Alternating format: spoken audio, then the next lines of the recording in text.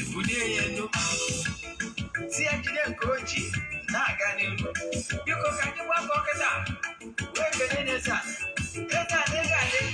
Eze-Ana Ugochi tubelu. Eze-Ana Ugochi tubelu. Nwoke ọma na oraifite ị ga-adị.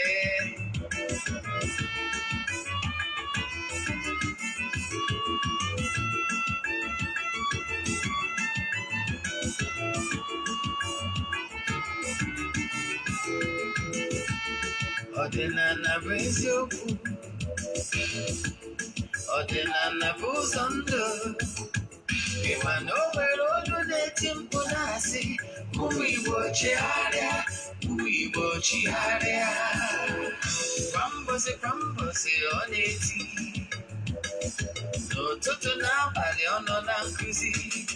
Eze-Ana, Eze-Ana Ugochi tubelu, onye ọma na oraifite, onye mgbasa ozi ọma ọdịnala gaba n'ihu. Eze-Ana Ugochi tubelu, onye mmanya ji eme ọnụ. Ọdịnala bụ ụzọ ndụ gaba n'ihu.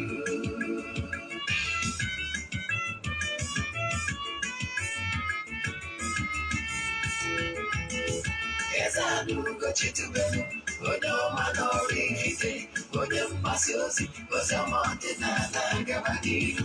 Eze-Ana Ugochi tubelu, onye mmanya ji eme ọnụ. Ọdịnala bụ ụzọ ndụ gaba n'ihu.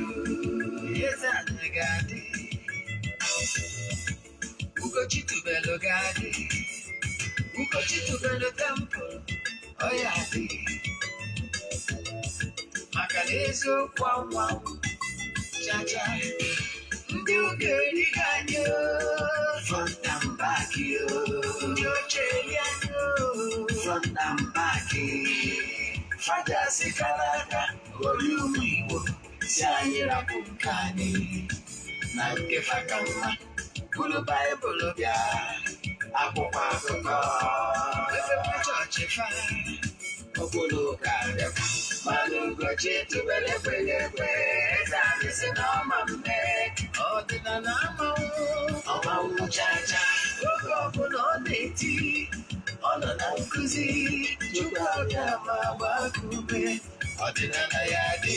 Eze-Ana Ugochi tubelu, onye ọma na oraifite, onye mgbasa ozi ọma ọdịnala gaba n'ihu. Eze-Ana Ugochi tubelu, onye mmanya ji eme ọnụ. Ọdịnala bụ ụzọ ndụ gaba n'ihu. Ụtụtụ ọma nọ ụmụ ọdịnala Igbo, anyị abịakwanụ n'oge awa nke eziokwu, nke ọ bụ mụ nwa bụ Ogbuefi Eze-Ana Ugochi tubelu na-anọ n'isi ya. Abụ m onye isi nchụaja na Ugochi tubelu ọdịnala temple nke dị na Oraifite na Anambra steeti. Anyị na-agba afa miri emi, rụkwazi ọrụ mmụọ dị iche iche. Abụkwazi m onye isi nchụaja na ọdịnala Restoration Prayer Ministry, bụrụkwazi onye mgbasa ozi ọdịnala Igbo. You can call me an ọdịnala evangelist. I will answer. My mission is to help people live better life. Isiokwu anyị ji bịa n'ụbọchị taata bụ kere ihe bụ standing, the stand of ịgbakwa anụkwaghịm, stand of divorce in Igbo spirituality, stand of ọdịnala Igbo in concerning divorce in Igbo spirituality. Yanwa bụ isiokwu anyị. Gee ntị, today's lecture will open your eyes. It's a life-changing one. But before we go forward,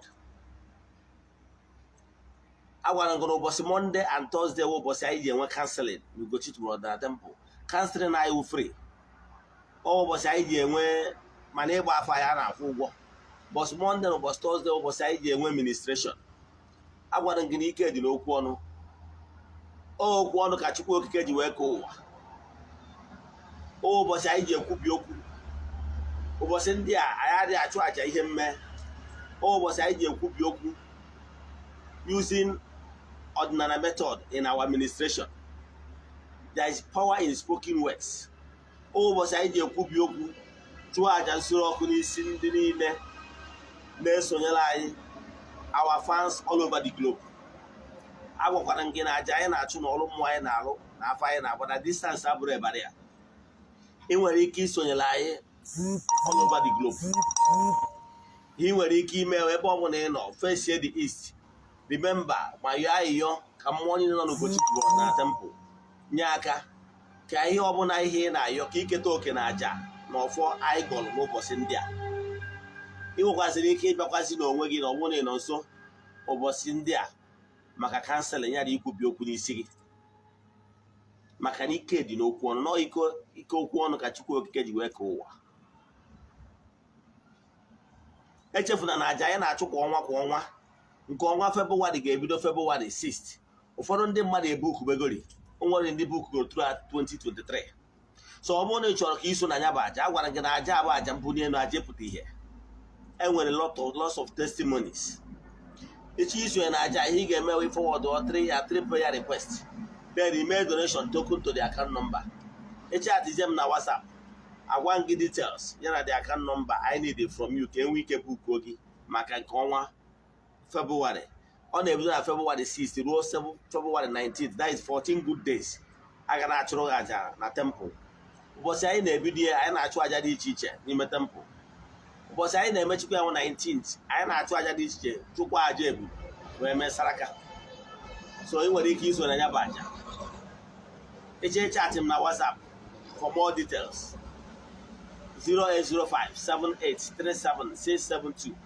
I repeat, 08057837672. Ka anyị banyezie n'ihe anyị ji maka ịbịa taa bụ isiokwu anyị. Anyị kwuru isiokwu anyị bụ Stand of Odinana Igbo concerning divorce in Igbo spirituality. Ihe anyị na-ekwu bụ na anụkwaghị m dị n'etiti nwoke na nwaanyị kwekọrịtara na ha ga-anụ onwe ha. Kere ihe ndị Igbo kwuru maka ya. Anyị wee kwuo na n'esi anụkwaghị m abụrụ ihe eji mara ndị be anyị na Igbo spirituality, mana enwere conditions nwere ike ime to lead you to that level of anụkwaghị m. Mana ọdịnala Igbo nwere ụmụ ihe ndị mụ ọ ga-agba ọ bụ na o mee ewee sị na ama anụzi. Ihe ndị a ga-abụrịrị life threatening one. Yes, ọ ga-abụrịrị ihe nwere ike iwe ndụ mmadụ. Ihe ọmụmaatụ, ọ bụrụ na afụta na nwaanyị na-agba n'ilo, a na agwa gị ihe eji akpọ na nwaanyị n'ala Igbo. Ọ bụrụ na nwaanyị na-agba n'ilo, yes, it will interest you to know na akwụkwọ Matthew, ihe ji chọọ ka akwụkwọ otu Baịbụl ka mma eji ihe ma wee marụ atụ ihe ịmaghị. O nwere ebe egwu na akwụkwọ Matthew si na ihe mmadụ ga-eji gba nwaanyị anụkwaghị m bụ naanị ma ọ kwara iko, that is na ọ gbara n'ilo. Yes, reason bụ na ịgba n'ilo is spiritual, that is sex is spiritual. Yes, nwaanyị na-agba n'ilo na-egbu mmadụ. Yes, nwunye gị gbawa n'ilo, one spiritually that act of ịgba n'ilo anwa can neutralize your spiritual power as a man. That is one fact. And when your spiritual power is neutralized, you are gone as a man. Ka mmadụ ga-atụ ihe neutralize spiritual power mmadụ na-eme na mmadụ, ọ na-eme m na mmadụ n'iyi. Ka mmadụ ga-atụ onye akpọrọ ọrụ akpọrọ Samson. Echefu na chance m onye egburu amụma na-aga amụ ya, igosi na ọ bụ nnukwu mmadụ. Mana nwunye bụ Delilah neutralize the power ya, o wee na ya n'iyi. Onye abụ onye egburu amụma na ọ ga-abịa wee zọpụta agbụrụ ya bụ ndị Juu n'Israel. Mana nwaanyị neutralize the power ya banye kpụ isi. So the case of neutralize your power as a man is a serious one. So unforgettable sin. So nwaanyị ọbụla na-akpa agwa ya eme ka ike dị nwoke a n'ahụ wee neutralize ya, ekwesịrị ịgbaghara that mmehie. Ghọtara ya? Nke a bụ ofu. Nke abụọ bụ na nwaanyị na-agba n'ilo, ụmụ nwaanyị na-enwe passion for passion to sex. A man can have sex for the fun of it. Man, before a woman will go outside, she must have hated the husband. Yes. Before nwaanyị ga-agba n'ilo, ọkpọgo di ya asị. Yes, iwe na ọnụma na-ewu ya n'ebe ya bụ di ya nọ. That hatred adịgo, maka na afọ nwaanyị ịgba n'ilo ọ ga-enwere some certain things o hetere with the passion n'ebe di ya nwa nọ, ọ dị enyezi ya obi aṅụrị. And when a woman is no longer happy, she is more dangerous than snake. So keeping her in your home is dangerous. So mgbe nwaanyị bịaziri nwee obi ilu n'ebe di ya nọ maka ihi nke a maọbụ nke ọzọ, she is no longer happy. Ịgba n'ilo, obido ịgbawa n'ilo, maka na ọ ga-enwe bad things ọ ga-ekwu against you. Ọ ga-eme ya ka o nwee ike ịga to the extent ịyipụ ọgọdị ya gba ọtọ. Nwaanyị adịghị afụtasị ese etu nwoke si afụta ya. So mgbe ọnwụ na-emegidere nwaanyị ihe, nwaanyị nụrụ di ekweta ka o jee gbalụ nwoke ọzọ ọtọ. Ịma na ihe a na-eme na iwe na ọnụma erughị ebe a. And nwaanyị gbawa n'ilo, ọ na-expose di ya to danger. Enyi ya nwoke a nọ n'ilo nwere ike plan ịbụ to kill that man in order to take full possession. Ọ bụkwa nnọọ nwaanyị nwoke a fụrụ na o nwere ike connive with the woman to poison the man or to kill the man. It's possible because of ihe abụ ihe shit na-ebute. Ịghọtara ya? Nwaanyị agba n'ilo, the life of the man is serious danger. So Odinana Igbo frown at it. Ịghọtara ya? Another thing Odinana Igbo ji wee ga-enwe nwaanyị nwere ike ime akpọna ya ebe nna ya. Ọ bụrụ na e nwetara nwaanyị na-akpa na-agwọ nsị, na-eje na be dibịa ndị na-agwọ nsị. Ịma na dibịa dị ụzọ na-abụ. O nwere dibịa na-azụ azụ. Yes, ọlụ ha bụ ị na-achọ nwa, o nwere ihe bụ nsogbu n'ụzọ gị, ị na-ediri ka esiere gị ọgwụ iji wee correct the health challenge in you. Osi ọgwụ nne n'idiri nke niile na-achụpụ aja dị iche iche ka ndị ọgbanje na other unclean spirit nwee ike hapụ ka udo obi wee dị. O nwere ndị dibịa na-alụ ụdị ọlụ a. Nwee ndị dibịa ọlụ ha bụ solo igwe ọgwụ. Ịghọtara ya? Ihe a ma eme ewe ọgwụ, ha agba ọgwụ, a na-agwọ ha agwọ. Ịghọtara ya? Ha nwere ndị specialize n'ụdị a. Now, nwaanyị na-achọ maka ọdịmma ezinụlọ, yes, amalugo nọọ ya atọ ọkụkọ ha husband ma ọ bụrụ onye lụgoro di. Nna anyị, ihe a na-eme n'ezinụlọ a erigokwanụ, o wegokwanụ ka onye nwere ga-ama. Olugo mgbe a ga-ajụ ese, she will convince her husband. Some of them nwere ike her husband asị ya, nwanne enwere m ike ije ịmara mbụ masaba ma ọ bụ na mbụ nke na chọọchị bụrụ nke na nke ọzọ, nne ngwa jee ka anyị mara ihe egwu. Pụtara nwaanyị dị ụtara eje with her husband permission. Ọ gwara nwaanyị nwere ike ide eje onwe ka ọ bụrụ na single lady ka nwa dị iche maka na ọ na-azụ onwe ya. Then mana nwaanyị nụrụ di ụfọdụ nwere ike majority na-enweta permission na ebe di ha nọ. Ọ gwara ya nwere ike isi ya jee with the permission. Gwagwa nwoke nwere ike isi ya, nne ngwa ka mụ na wuri jee, etu esi eme egbo. Ịghọtara ya? Ọ gwara ozi ụfọdụ nwere ike agba anụ na afasị je kpọta di gị maka na nọọ ihe nwoke ya eme, and eniri ka di gị malụ ka o nwee ike mee ka o wee leluo na nkwụ. Then ọ bụrụ ya, mana ọ bụrụ na nwaanyị jee na-akpa na be dibịa na-achọ ka o jewe na be ndị dibịa na-agwọ ọgwụ, eneghị anya ka o wee kechie di ya, mana ọ marọzi na ọgwụ ọbụla ịgwọ ọlụ ka i wee kechie di gị nwere implication bụ na ọ ga-enwe ịgwa ha n'ọgwụ ka i wee mee nwoke kechie ya ka ọ ga-adịzi ịkwụ n'ụkwụ ya na-abụ. You are tying his destiny, and o nwere ike crumble that man business ma ọ bụrụ na ya nwoke abụrụ nwoke siri ike na mmụọ. O nwere ike ime nwoke a aka ntichasị, o nwere ike crumble business ya, o nwere ike ibido yewa ego. Yes, ọ ihe nwaanyị ịgwọ ọgwụ na-eme nwoke, ọ na-apịa nwoke gwogwo. Ịghọtara ya? E nwere otu esi agwọ ya gba ọgwụ dị iche iche na ihe ndị a na-ewetagasị wee mie, which na-enwere ike. Ọdara nwere ike isi nwaanyị ya weta m ajị private parts ya na ihe niile wee nụọ ya gba ọgwụ. Agwọ nwere ike itinye ya na nri ọ nwekwara ndị nwekwara ike imekwu ya na kanyekwa ya na private part iji ya na dị ya ịtọgo and so on and so forth. So ihe ndị okwu bụ ihe bụ na ọ bụrụ na nwaanyị na-eje na-akpa be dibịa na-agwọ ajọ ọgwụ abụrụ for the well-being of the family, no selfish interest ya, enweta nwaanyị dị etu a na ọ gwara o jere n'aka dibịa na-agwọ ọgwụ just DS support eji akpọ na nwaanyị achọ nka mmụọ asa atụzi ihe na-abụọ andị na ọdịnala Igbo the word eje kọtụ a na-eme ewe plaintiff nwee this one ọdịnala Igbo a na-eme ya ọ bụrụ etu esi akpọna nwaanyị ịkpọna nwaanyị n'ala Igbo nwere ike ịbụ na-agbatara otu galọn nkwụ enu 1 galọn jee were akwụkwọ ube fọchie ọnụ ya binye nwaanyị ndị ewekesịa nne bụrụ nkwụ a ka ibunyere ọgọ m nwoke ya gwa ya na ya bụ iri nkwụ a ka ibutere ya gị nwe nwaanyị anya ama ihe omiri ihe eburu nkwụ a na ụdị na-asị gị butere nna nkwụ iru ha n'ebe a nna gị kwuo ha na nyabụ nkwụ ahụ fụ na akwụkwọ ube ka eji wee kpuchi nyabụ nkwụ ịma na ihe ọ gwara ya bụ ka ube bụ ka ube, that is this marriage, this union, I'm done. Yes, can I let everything be at full stop. Ube bụ ka ube. So iwu ana ka eji akwụkwọ ube wee fọchie ọnụ ya bụ mmanya ihe ọ pụtara marriage just ended.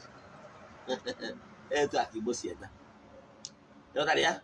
Ọdịnala Igbo ọ bụrụ na ọdịnala Igbo ihe ọdịnala Igbo mere encourage bụ na ọdịnala Igbo ma truly na-enwekwara ike ịnụta ajọ nwaanyị. Agwara m gị ihe dị cardinal points enwere ike iji kpọna nwaanyị na ọ gbara n'ilo ma ọ bụ na ọ na-akpa nsi then mana ọ bụrụ na ọda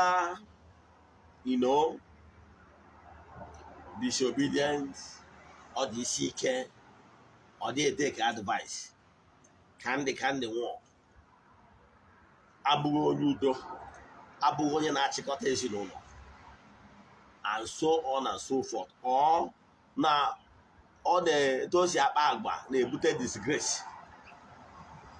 ma ọ bụ etu o si agwa di ya okwu.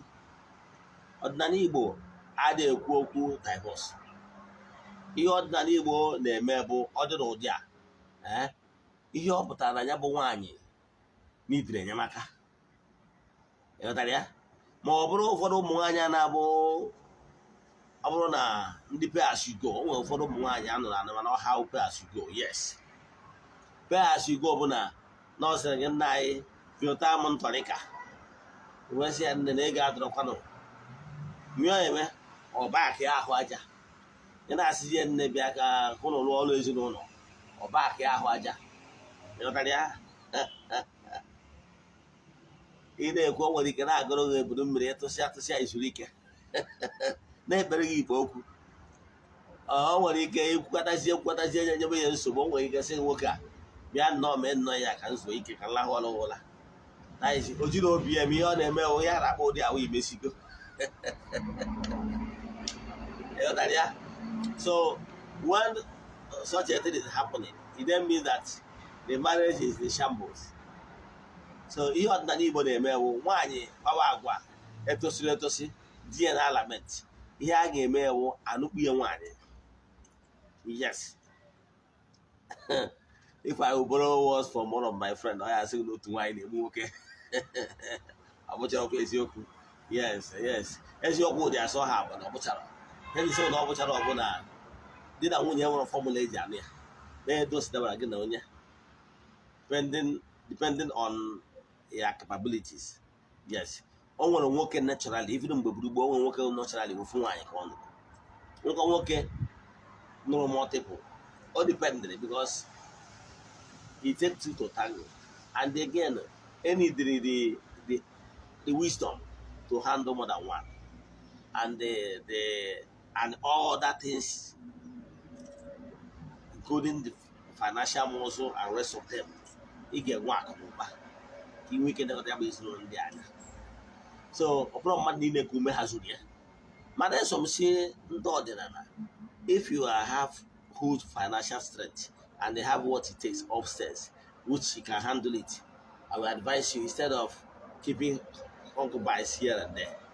Now come money you will have her license as official MRS. Maka ndị mewuri no maka mmadụ niile. So ndị mewuri is encouraging. You know that, at least to reduce the number of single ladies. You know why? I wasn't na quarantine but na yes. Ihe kpatara ya bụ na nke bụ eziokwu bụ na ọ bụ na asị one man one wife. A ga-enwe remainder. Yes. And then when those remainder, ịma na oge nwaanyị na-aga aga. A guy of 40 years nwere ike ọchị ịnụ nwaanyị ọbịa n'onye 20 something. You know that? Then if some of those in the antias, nwesịrị ike ndị mmadụ a na-agbata ọsọ because of menopause and the rest of them. So because of that, the cheesy, those three younger person is going to challenge onye gbagota na age. So omezia na-enwe accumulation of reminders. Those reminders, they can be just like that. Ha ga na struggle ka ha zaa ha mmadụ. Ha ga na struggle ka nwee companion. Therefore, if they will keep on disturbing even those homes, those men that married only one.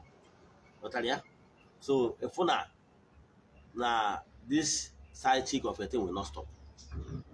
Because if mountain does not go to Muhammad will go to mountain.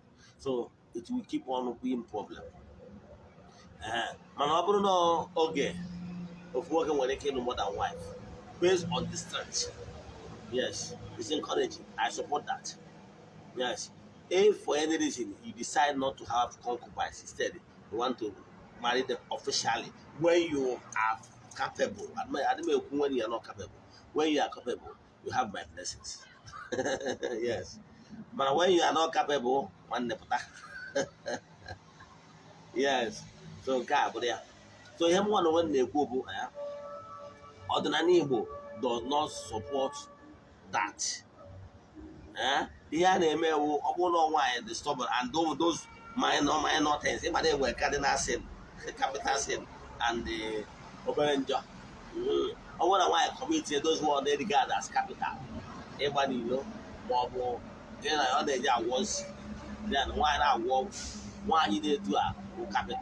Oh yeah, not been here. You know that. But all those gossip those ones only use what I want is you look be one. You want to need assistance. Only got more with no jury, so we don't make us assistant you take you over. Then attack one night.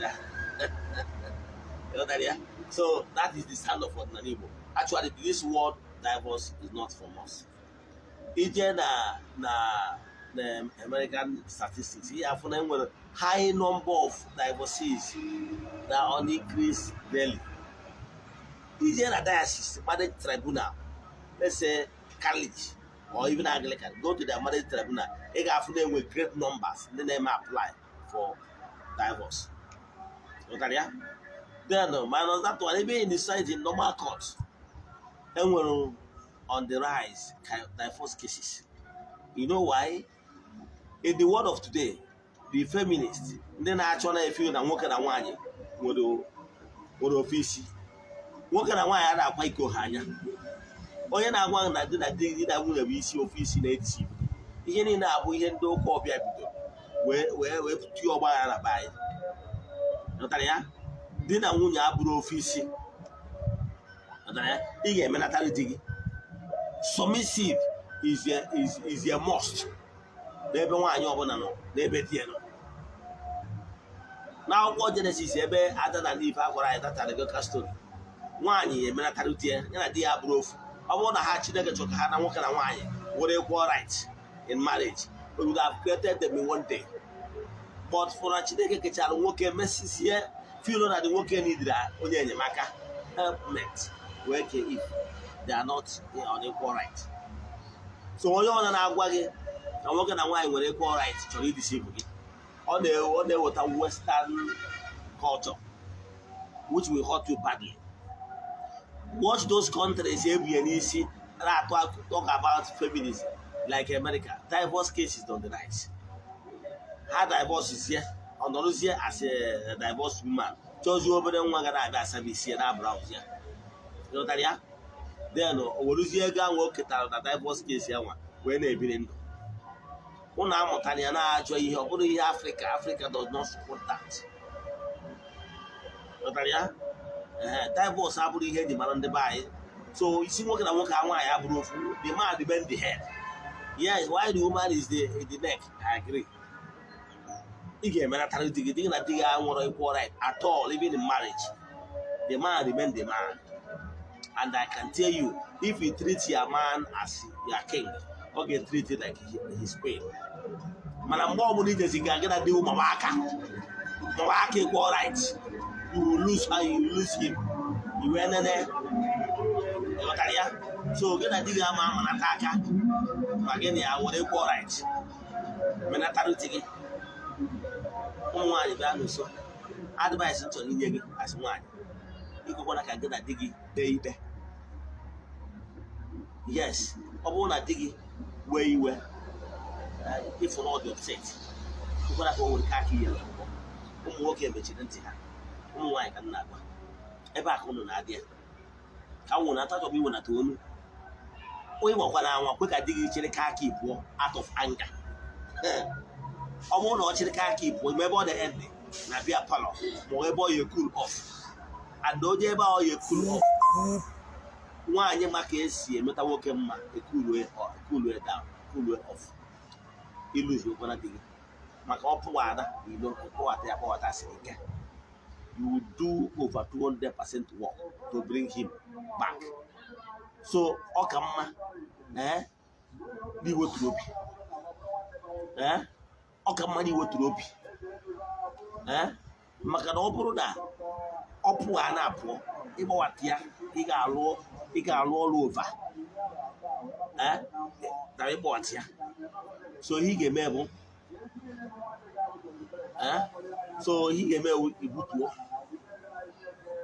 ibutuo ọ bụrụ na di gị for any reason chọrọ ka ekpe ikpe iwekwukwekwana ụbọchị ahụ ọ na-achị ka ụlọ anga sekpuru ala ọhịa ji wee mara nwa anyị Igbo imewe etu a ka ngwa gị eziokwu ahịa si ije ọgwụgide mgbe ọ bụla ịfụ na di gị na obi iwe agbaghị ya sekpuru ala si ya nna ya sorry use that your magic voice and the feminine attribute. Never you allow him to go away in anger. Ịghọtara ya nke a bụ ofu ọ bụrụ na for any reason na esemokwu na-eruo na ka akpọ ikpe yes ikpe na ka akpọ ikpe bọsị a akpọrọ ikpe ụjọ na-akpọrọ ikpe akpọ bọsị a akpọrọ ikpe ndị okenye nzukọ na wee kwụkwa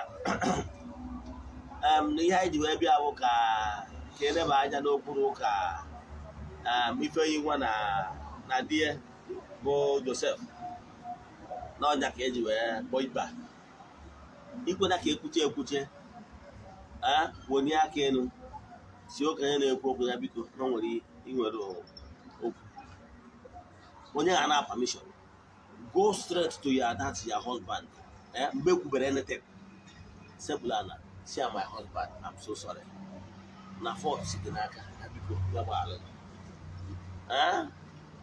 na-egbukwa anụ maka iwe elie maka isi ya na ụtakwa mmetụ n'usoro ebido na-ebi so sorry ị chọrọ ka ekpe ihe ọbụla ya biko na-ebi so sorry that with this humility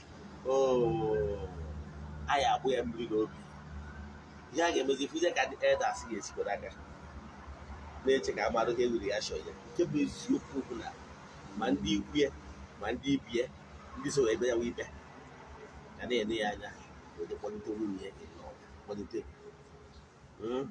ijekwara ka gị na-ekpe ikpe kpọlite onye lọg ịba na bedrum na ọda rum na ina rum mgbe ihe kwesịrị ime o nwere ike oruzi ebe ahụ so my wife I'm sorry ị na-asụ mọchị gị nwa pụta na-ede sorry na public oruzi na bedrum fụnọ ya ya ka ngwa ihe Chineke kere enyere the masculine power maka na nwoke bụ ọga na-agata ife ọnya ka eji kpọ nwoke ọga ịlụta na akụkọ ahụ akọ na akwụkwọ Jenesis na mgbe Sabati bịara ịbịa nwa ahụ n'ifu na ndị ejebere ọrụ adajebere ọrụ yes nwoke bụ ọrụ ya ịgwara nwoke na-alahụ ụlọ na ya yes ịpụta otu jee chọọ ihe ga-eri ihe ezinụlọ ga-eri ọga na-apụ je gata sọntịn garata n'ụlọ ịghọtara ya yes esikwara ka nwaanyị bụrụ onye na-ebu breadwinner dọrọkwa mma ọ bụrụ ọdịnala Igbo does not support that ị ga na-agba mbọ ijezie katazie ihe anwa ọ na ụdị ọnọdụ a ka agwa ji dọpụtazie if according to that story wee ghọrọ ya if mana ị chọrọ iweta ebe a bụ na ọgụ nwoke ga-abụ breadwinner so iweta nwunye gị ya adị submissive mana gị nwa tender your wife attend to your wife with love mana nwaanyị ga-ebugoro ụzọ menatara di ya mgbe bụrụ gboo nwaanyị pụtasịa nna anyị ụtụtụ ọma ibe ndị down nna anyị ejighị aka n'azụ so nne odozi akụ mgbe ya ihe menatara di gị na di gị adị ama aka ibido nwa na-adịgbu ụdị umeala ụdị lọvụ dị ga-alọvụ gị ọ ga-adị ụka asị na ndị mmadụ ga-asị na iji ọgwụ jide mana umeala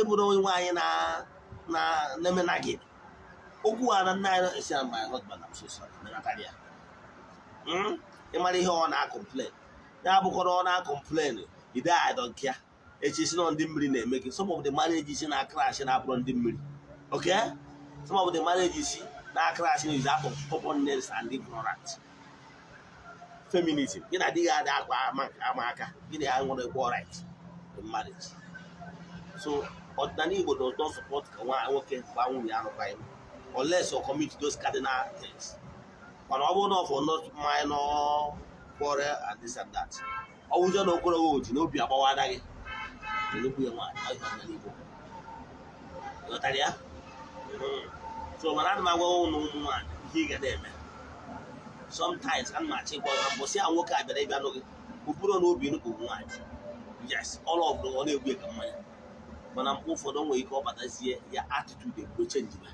especially nwere ihe na-atọ anyị nwa akpọghị anyị ụmụ nwoke bullshit ka respect ịghọtara ya yes ọ na-atọ anyị ntọri iche nọ maka browsing ka nwoke ji bịa nọrọ gị iche nọ ya nwanne ọnwụ nọ maka browsing enwere ukwu nwere ntị enwere ihe niile na ndị nọọsụ na ya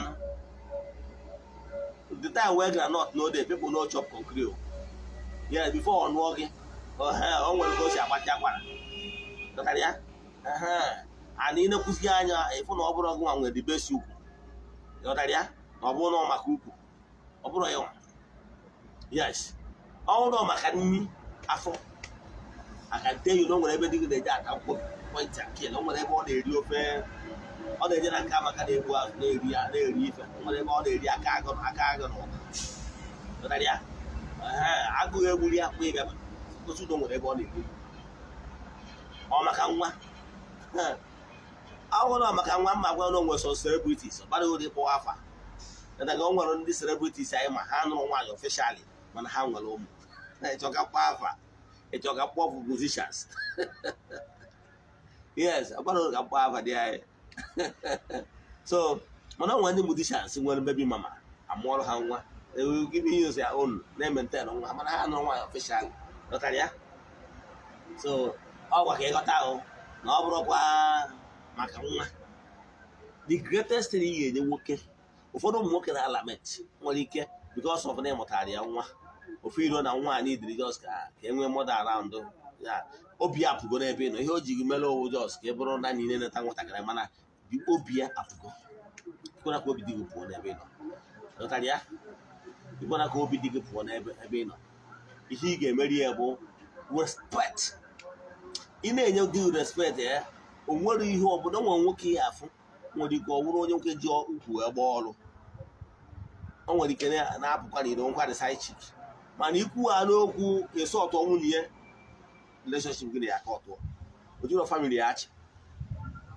mana o nwere ike ọ bụrụ na n'oji ukwu egbe ọrụ ịmana o nwere ụfọdụ ụmụ nwaanyị ada like browsing yes o nwere ndị ara like ya o nwere ike ọ bụrụ na nwoke na-asara ọkụ na nwaanyị ara asara ọkụ nwere ike ọ bụrụ ndị ara isi ya dọtara ma ọkwa na habit ọfọ ọmụrụ onwe ya mana ihe dị mkpa that respect ya nwaanyị na-enye ya ga-enwe bụ ihe ga-stand ya unique o jegoro oru ji Igbo ya chọọ ya natakwa maka ihe na gịnị ụdị ugwu ị na ndị awụghị ị ga-eme nwoke nwere ego ọ dị engineers ọsọ ya bụ na enwetago nwa nwoke mụta nwa nwoke 7 years mụta nwoke nwa nwaanyị 7 years mụta nwa nwoke 5 years ofu ka nwa nwoke esi eme hang ọ dị nọọsụ bido from childhood.